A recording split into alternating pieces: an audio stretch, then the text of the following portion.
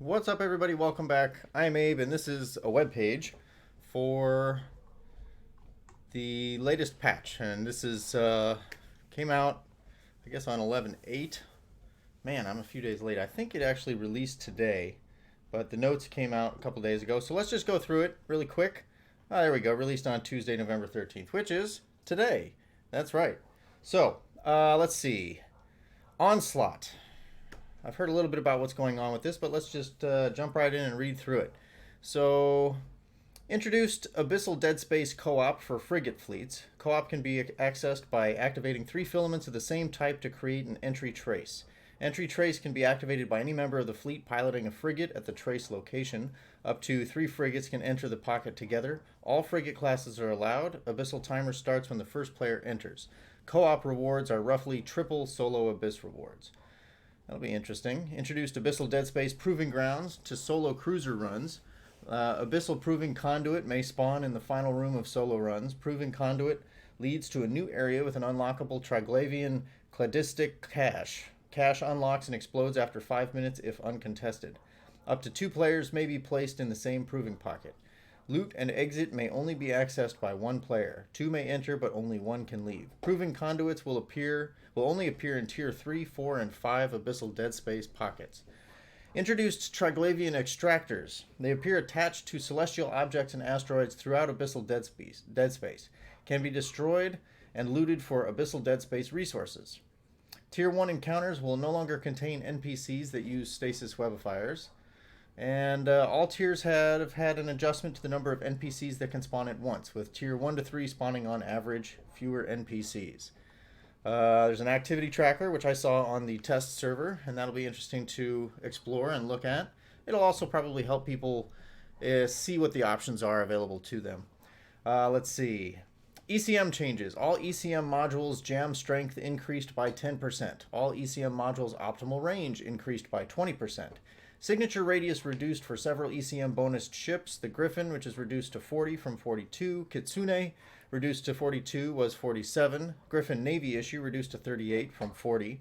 Blackbird, reduced to 135, which was 150. The Rook was reduced to 158 and was 170. Falcon, reduced to 165 and was 175. The Scorpion, reduced to 440 and was 480. Widow, reduced to 405 and was 432. Fitting has been adjusted for some ECM bonus ships to allow more room for tank. Griffin power grid, that's nice, considering that even if you are screwing up the targeting of a ship, they can target you, which seems really stupid.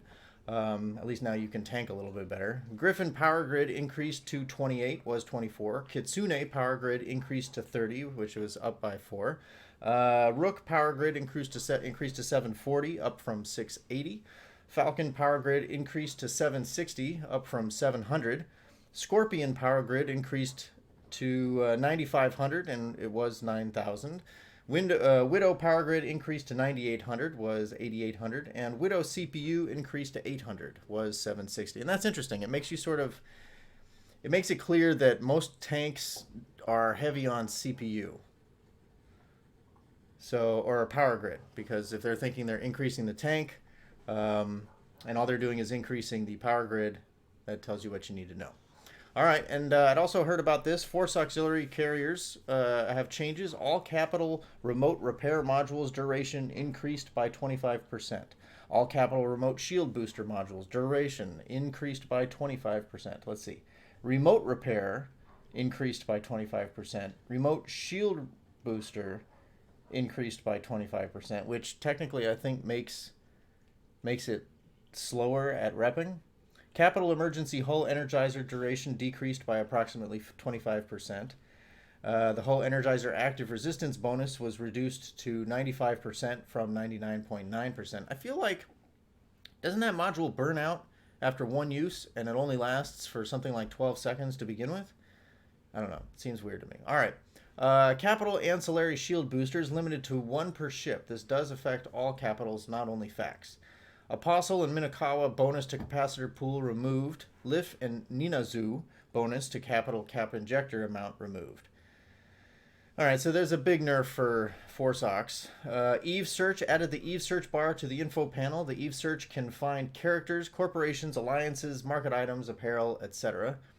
Graphics, the appearance of the sites in the Seeker investigation have been updated. Stargates will now have holographic icons in space showing information about the current and adjacent solar system. This includes sovereignty, faction warfare, ownership, security status, danger levels based on recent ship deaths, incursion presence, and traffic levels. The same information icons are also available in the Stargates Show Info window. All of New Eden's Stargates have received a visual overhaul with new effects and visual updates. And updates to modules. Introduce decayed, gravid, and unstable multiplasmids or mutaplasmids for the following module groups: magnetic field stabilizers, gyro stabilizers, heat sinks, ballistic control systems, entropic radiation sinks, and that's it. Reduced volume of exotic plasma charges to 0.01. It used to be 0.1. Reduce the capacity of entropic disintegrators to 5 from 50. Miscellaneous, they added camera control support to 3D connection space mouse devices, whatever that is, accessible in tactical camera mode. New feature window, introducing the new features window. The window will showcase any new features that have been introduced in the last release. The window will appear a single time to any user over 7 days old. An option to snooze is available if you would prefer to see it later. Okay, well that's appropriately named. New feature window shows you new features. Science and Industry added blueprint copy for Kikimora, added blueprint copy for Drekavac, added blueprint copies to Faction Warfare LP stores for Armageddon Navy issue, Dominic's Navy issue, Scorpion Navy issue, and Typhoon Fleet issue. The ships. Kikimora, Precursor Destroyer bonus skill. It sounds like they added the Kikimora, which is a Precursor Destroyer, and it's got bonuses to light entropic disintegrator damage and optimal range. It's got roll bonuses for remote armor repairing, range, reduced energy neutralizer cap need, remote armor repair cap need, smart bomb capacitor need, and increased optimal range for light entropic disintegrator. They've got slot layouts here, fittings, attributes, all kinds of things. They've also added a precursor battlecruiser with bonuses to heavy entropic disintegrator damage and armor resistances. And they've got roll bonuses to all of the same things as before. Reduced energy neutralizer, bonus to the range for armor repair, reduction in capacitor need for remote armor repair, smart bomb capacitor needs, and increased optimal range for heavy entropic disintegrator. And all of the slot layout, fittings, attributes, and such for those as well. They had to add skills for those into the game too. Structures and deployables. 3 new Upwell navigation structures have been released. All the details can be found in this dev blog. The Faralux Sino Beacon, the Tenebrex Sino Jammer, and the Ansiblex Jump Gate. The attack flow for all low-power Upwell structures has been adjusted. Armor and shield hit points on all low-power Upwell structures have been reduced by 62.5%. That seems significant. The hit point multiplier provided by full power mode has been increased from 1.5x to 4x to compensate. So actually taking care of your structure makes it far more defensible, which seems like it aligns with reason at very least. Attacking a low power structure will now involve attacking both shield and armor before the structure enters reinforced mode. Stand-up layered armor plating modules will now only provide their armor hit point bonus to full power structures. The combined result of these changes is that attacking full power structures will remain the same, but that reinforcing low power structures will be about 25% faster. The ongoing maintenance cost of strategic infrastructure hub upgrades have been increased to bring them in line with the modern EVE economy. Sino-Zoral navigation cost per day increased from 2 million ISK to 5 million ISK. Advanced logistics network cost per day increased from 10 million to 20 million. Sino-Zoral suppression cost per day increased from 20 million to 30 million. Super capital construction facilities cost increased from 1 million to 40 million. Base iHub maintenance cost remains unchanged. It is no longer possible to manually online an Upwell structure service module if the structure is not at 100% health. Mobile Sino-Zoral inhibitor deployment time has been reduced to 1 minute, and volume has been reduced to 50 cubic meters. Unlike the Starbase jump bridge, the Ansiblex jump gate does not prohibit jumping when warp disrupted. Jump restrictions are instead identical to an NPC Stargate, prohibited by a weapons timer, an active Sino-Zoral generator, siege module, triage module, or industrial core. And in the case of capital ships, a focused point from a heavy interdictor. Some updates for user interface. Improved the wording of the quit tutorial pop-up. That's good, I guess. Renamed orders tab in the wallet window to market orders for clarity. Renamed journal tab in the wallet window to transactions for clarity. And let's see, made Neocom button blink more noticeable. I'm not sure that's good. People and places will no longer blink on interaction with a new agent. Hovering the mouse over a blinking Neocom button now displays a tooltip explaining why the button is blinking. That's nice. Added ability to turn off blink for a button in the Neocom by right-clicking it and selecting Disable Button Blink. That's pretty straightforward. Disable all buttons blinking or enable buttons blinking option is now available on right-click of the Eve menu. Added a notification for plugging in implants and consuming boosters and removed Neocom blink. Clicking the notification opens up the character sheet augmentations panel.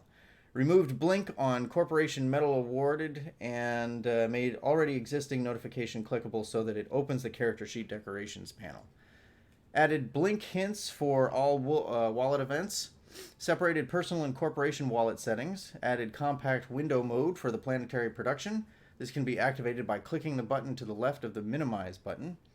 The Sovereignty Info UI will now show whether or not a solar system is currently being sino-jammed, only for those solar systems that are capable of being sino-jammed. Now this is ridiculous. Why would I be able to click on a system clear across space that I'm not in and see whether it's being sino-jammed or not? Why is that? Why should that be publicly available? That seems really stupid. A right-click menu has been added to pop-up notifications, which will allow you to disable or enable that notification group. The right-click Jump To submenu shows for jump-capable ships no longer shows sinusoidal beacons that are outside of your ship's jump range. The Services tab in the Show Info window for deployed Upwell structures will now show the setting values for the services, if available, like market, taxes, or corp office costs. Services tab in the show info. I guess that seems like it'll be useful. Offline structure services now will now have a yellow color in the My Structures section of the structure browser. They had some defect fixes, gameplay, fixed a problem which caused warps to be redirected to the center of a site without warp disruption when warping to a location, like a bookmark or Upwell structure within the site, if the site was not loaded yet after server downtime. It's a very specific problem, I guess. Graphics. Corrected an issue with rear decal not animating correctly on the Galente Assault Cruiser Ishtar.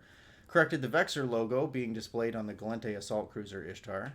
Resolved a graphic issue that occurred when an apparel item preview window was open while a player entered character recustomization. Corrected the Wirkmoy skin from the Caldari Cruiser Osprey Navy issue. Fixed the visual damage on the ships so it follows animated geometry correctly. Corrected sprite size on some Concorde Cruiser Enforcer skins.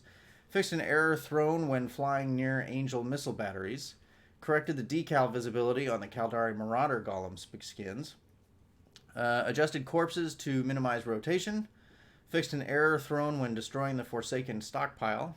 Made placement of 3D character on the character sheet more consistent. Fixed misaligned UVs on the Minmatar Dreadnought Naglfar. Corrected visual glitches that sometimes occurred when clicking on the history bar in the character customization screen. Rotating a character in the character customization screen has been made more responsive. Added a missing blinking light to one side of the Galente Cruiser Exchequer and variations. PvE Abyssal Dead Space Triglavian battleship fleets will now contain additional ships that focus solely on damage and do not have specialized roles. Science and Industry fixed an issue where locations of blueprints would not update in the industry window without relogging. Fixed an issue where after a manufacturing job from a BPO had been completed, the user would be unable to select the BPO to start another job immediately. Fixed an issue where the industry window would fail to load correctly when trying to reuse a blueprint immediately after delivering a previous job. Fixed an issue where the location drop-down box would only show, I assume, your current location immediately after starting a job. A ship's modules will no longer be offline after it has been contracted. That's good. I had some issues with that yesterday or this weekend, actually. Fixed an issue where charges could get stuck in weapon slots of T3 cruisers when switching subsystems. Structures and deployables. Fixed a rare issue where a player could appear in space with a Citadel's model instead of their ship. Fixed an issue where a pilot would not be correctly ejected into space if they were controlling a structure when it finished unanchoring. User interface fixed issue where NPCs with no bounties would incorrectly show a bounty in the selected item window. Fixed an issue where the probe scanner results would reset when the agency window was opened. Improved the restoring of windows when using the shortcut for toggle collapse all windows and docking or undocking in between. Improved the fade out of character names in the member list of chat windows, especially if the online indicator is displayed. The fade out started too early. And fixed an issue where when moving an item into an inventory location that doesn't have space, the resulting error message would incorrectly list the item's volume as smaller than the remaining space. Alright, so that's it for the Onslaught EVE Online patch that came out on November 13th, or today if you're watching this like right away. One way or the other, some changes. It'll be interesting to see what the Force Ox change does, and the PvP to the Abyssal Dead Space is interesting. And yeah, we'll see about that. So thanks for watching. Hit me up with any questions or comments you might have, and we'll make some videos for just those questions. And yeah, I think that's it. So happy Tuesday, and I'll see you out in space maybe.